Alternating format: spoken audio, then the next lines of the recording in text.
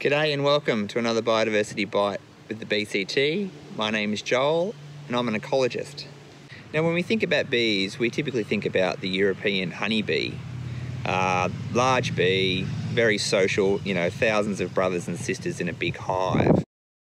As the name suggests, the European honeybee, it's actually not native to Australia, but we do have over 2,000 native bee species here, many of which live solitary lives. They can be quite small and inconspicuous, so you wouldn't even know it was a bee.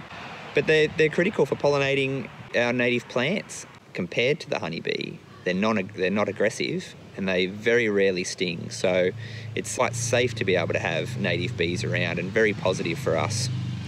Native bees require particular conditions when it comes to breeding, and as such, I wanted to take the opportunity today to use what little handyman skills I have to make a native bee hotel, and I'd like to show you how it's done.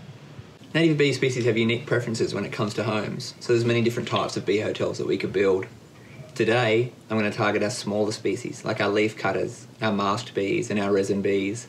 These guys naturally breed in small holes in timber and woody stems of our bushland, but for our suburban setting, some bamboo shoots from the veggie patch and some bits of timber lying around in my shed will work perfectly.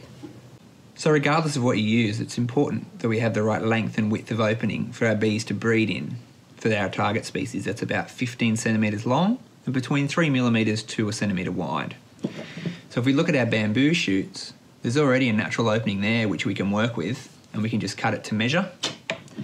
And then with our timber blocks, we can just get different drill bits of different widths and drill multiple holes in there to provide a variety of options for our target species.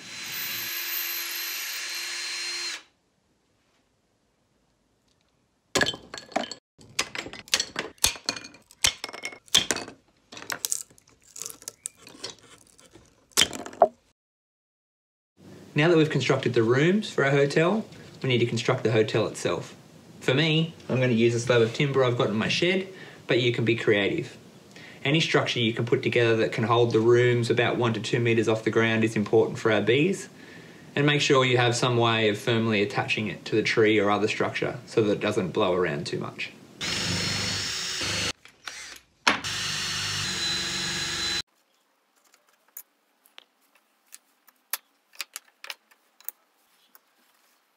So here it is, the native bee hotel that I've placed in the community garden, which is literally at the end of my street.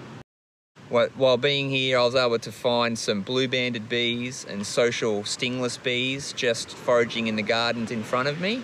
So I'm pretty confident that we'll be able to get some of the local bee species breeding in this hotel. It also, being close to home, gives me a chance to come up and check on it and maintain it as I need to.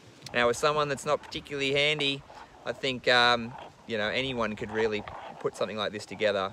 Why not give it a go? This is Joel, signing out. Cheers.